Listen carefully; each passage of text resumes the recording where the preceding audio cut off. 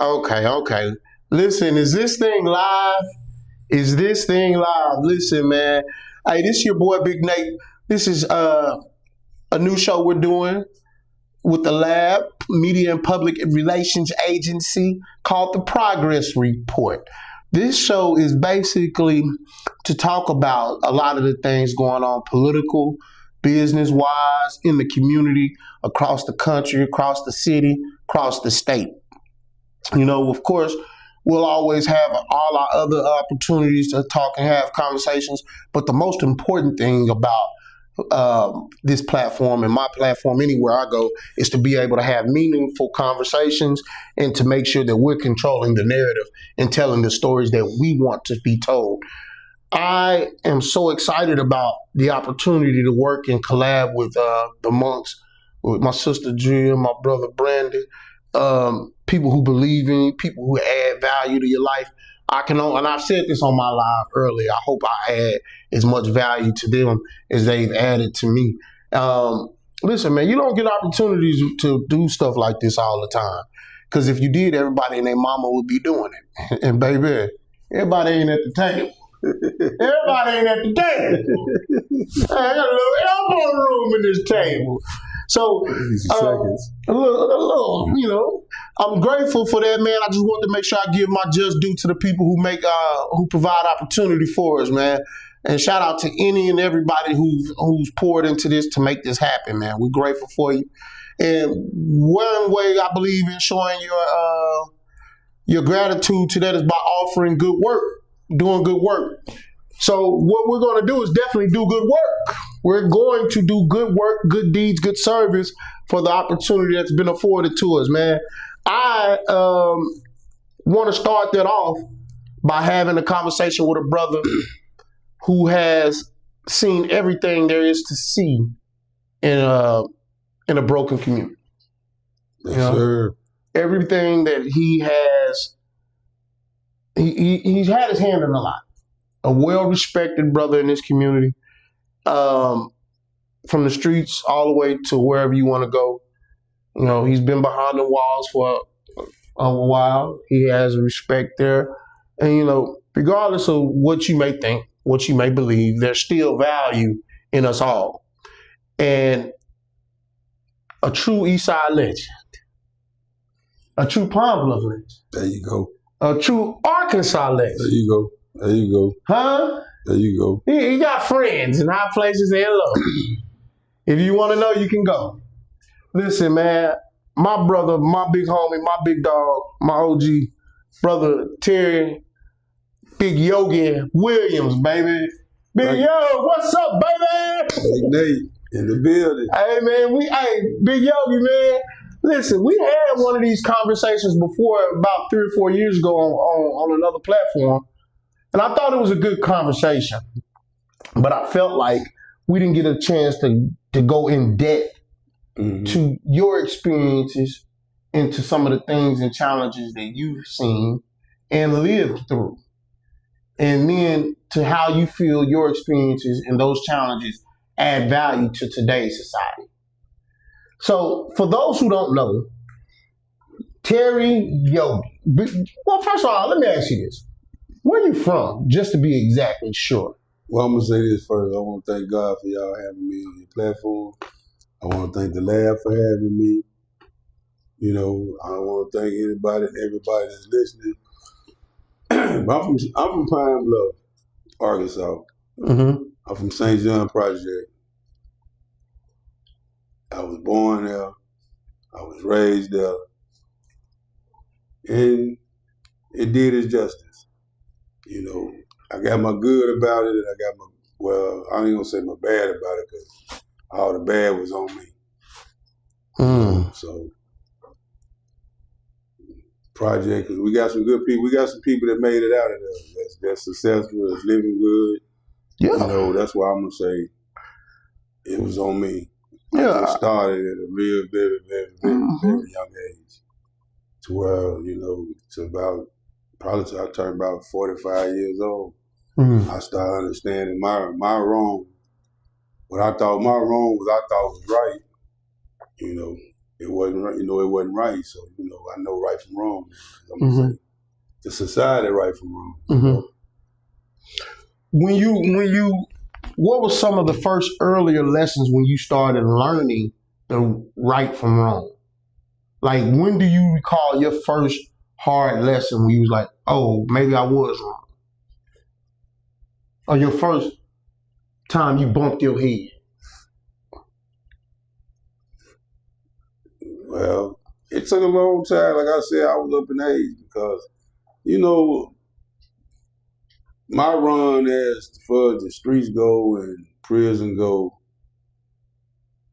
I'm just gonna say it was from when I got put on juvenile probation at I would say 13 years old. So you jumped off the porch at 13? Yeah. So 13 years old until I came off federal paper in 2023. Wow. That's how long that run was. So that was almost what, 40 years? No, it's from 13, I'm 50 now. And I came off papers in 23. So 48 years old. 40. I went from say 12 to 48. So that's what, 38 years. Man. So do you think it was more so the environment, the neighborhood that instilled that in you, or did it kind of hone in some of those skills, those law-breaking skills, or whatever you want to call it, or was it just you? Like I said, I started as a kid. In the project I grew up in, we grew up around hustling. You know what I mean? So this is what I was seeing. But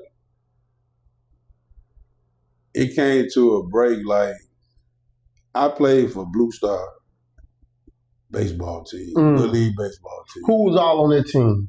Jamie Bass. Shout out, Jamie. Derek Luckett, Tony Raspberry, David Winningham, my little brother Damon, Chris Davis, Brian Davis, Morris Caldwell. So you was on the All-Star team. Yeah. And everybody came from a good home for me. I was the only one coming from the project. But I was one of the good dudes, one of the best players on the team. Yeah. And this what kind of like turned me. Everybody had Nikes on, baseball cleats. I had some Pro Wings on, turf with the turf. I was the only one different. And that kind of, and it gets like I kind of started seeing, because I'm going from who I've been playing, sports with. The coach sponsor everything for us. You know what I mean? So it was like uniforms with the school, everybody equal. But now I'm playing with a team. Their parents ain't having no problems. You know what I mean? Everybody got their mom and dad in the house. Most everybody come from 34th Street, but a few of us. Yeah. And it was like the project started getting a hold to me. Because you trying to go to practice and everybody else? No, it wasn't just about the practice, because, it was more because I still had my grandma. You know what I mean? And she didn't go. She was one of them. Even though we coming up in the project, it was some real discipline. So I was considered as a grandma baby. But I was bad, you know what I mean? And can we dig into when you say you were bad, right? Were you disrespectful towards your grandmother? Oh no. Okay. Oh no. So I'm curious about, because we hear that nowadays when people say they were bad. What I mean by bad, when I get out of grandma's eyesight, I do what I want to do. You didn't care about authority outside of her. Yeah, because the only thing I did, like in the project, if your mom or your dad whooped me, I didn't run home and tell my grandma, because that's another whooping coming. So I dealt with whatever the consequences was, and then a lot of times they wouldn't whoop you because who your people is. they knew my grandma didn't go. Then a couple of my uncles, one of my uncles, he was tough. He was young, he was tough though. It just. So they didn't whoop you. Let me ask you, they didn't whoop you because they didn't want to deal with your mom, your grandmother? Because they felt like, maybe they felt like if I run and go tell my grandma, it's gonna be a problem. There's gonna be a problem. Okay. But not knowing, I can't go tell her because I'm gonna get another whooping. You see what I'm saying? It was like I was a grandma's baby. So So not to interrupt you, because I want to dig a little into this part right here.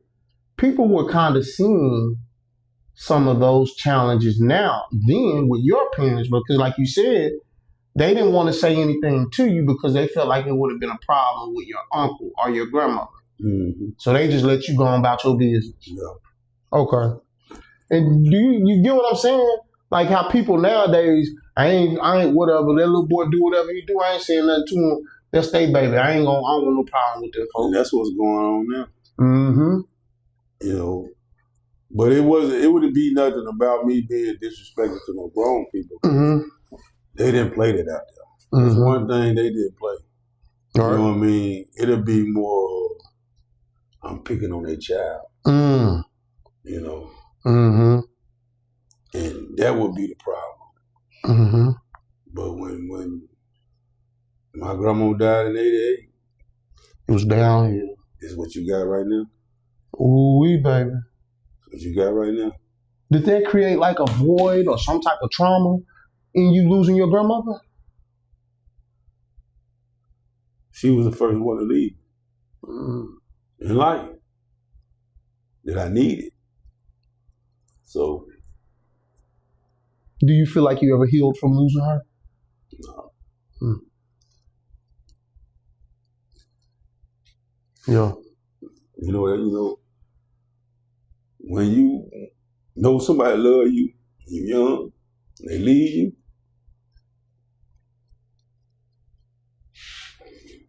You know how they go. Yeah. I'm gonna keep it real with you, big dog. You don't really. I kind of said you learn to live with it. You know what I'm saying? Like I learned to live with losing my mama. I learned to live with losing these people. And you never really just made it over there. You learn to live with it. And that's been a challenge for me every day, learning to live with that. But you got a bunch of years. You got to see the mistakes they was making that you grown and the mistakes they made growing, raising you to where now everything has been corrected. Everything. You got it. But when you lose them. But when you lose them, at that age, they don't get to see who you is. They don't get to see who you is. They don't get to see who you is. And they don't get to stir you in the right. They don't get to see who you is. And they don't get to stir you in the right direction. That part. And it's kind of like you end up being lost. That part. And it's kind of like you end up being lost. Man, that speaks a lot to it, man. How we always find ourselves in them type of situations. But it made me angry. For real? Yeah. Toward everybody. Toward everybody. Yeah. And that's where the dog came out. No, that's where the bear came out. Yeah, Big Yogi Bear. That's where the bear came. So is that what? So okay, that's gonna lead me to this. See, I've been getting called. Where did Yogi come from? My best friend, uncle. I've been getting called. Where did Yogi come from? My best friend, uncle. I was about 11 years old. I've been wearing that name since I was about 11 years old. He say you bad. You just always belly. And that's how that character was. He always met. Always met him, yeah. You know what I mean? To where I always met him. So, he gave me that name. It stuck with you? It's him. Yeah. That's tough. I was always curious about where that name came And the person that gave it to me, he ain't never been in the streets. He ain't never been, he just been a man. Mm. And he gave it to me, and I've been wearing it. Mm. Man, well, hey, he put that on you, boy. So you lose your grandmother. You still end up staying in St. John with your No, I had to move with my mama. Okay. That's what my mama had to give me. Stay right here. In them apartments right now. Okay. Yeah, right here. There. Okay. And when we first, I fought. When I was going to Greenville, I fought every day. Every day, fighting. I slowed down like at Southeast a little bit. Who was your principal at Southeastern? You already know it was a man. Mr. Hanley. You already know it was a man. That was a man that didn't play at all. So shout out to Mr. Hanley. So was it Robert Hanley? You know who it was. He's still the one, the principal over there. Not principal. Leslie them dad. Huh? Leslie dad. Yes. Yeah. Okay. He's the pastor at the church on East Harding. Yeah. Yes, sir. That's Robert. He didn't play. No, sir. Man, he had them big old hands. You remember how big his hands was? But you had Robert Hanley, you had Coach Wynn. But I was school. I ended up, only reason why I even went to the 8th grade, because they sent me to summer school. My people sent me to summer school. The year before? No, that year. My 7th grade year, in order to go to the 8th grade. You had to go, okay. Because it was more of the attendance. I wasn't doing no work either, though, because my mama was kind of young. She 18 years older than me, but she was trying to find herself. Mm-hmm. She got 2 boys, but when I had came into that age, I'm bucking. You know what I mean? Because I didn't taste the streets. I didn't bought my own Jordans already. You know what I mean? At that age? Yeah, at that age. So you was already in the streets. You know what I mean? Yeah, because I was at one time. People don't believe this, but you can go ask the old heads that's been out here. They'll tell you, at one time I was the youngest person out here in these streets. So that had to be, I didn't about 11 or 12? I was 12 years old. Okay. I come out, I ended up turning 13 and saying, I come out summer 88. What year would you have graduated from high school? 93. Okay. So you would have came out with my big brother, Galen Harris? Yeah. Shout out my big brother, Galen. I think Galen was in 92. I don't know. I think he was Chubb now. I think it was 92. Yeah, my sister Donetta was in 91. DeMont was in 92. You're right. Yeah. DeMont was 92. So yeah, him and DeMont was in the same class. Yeah, 93. Yep.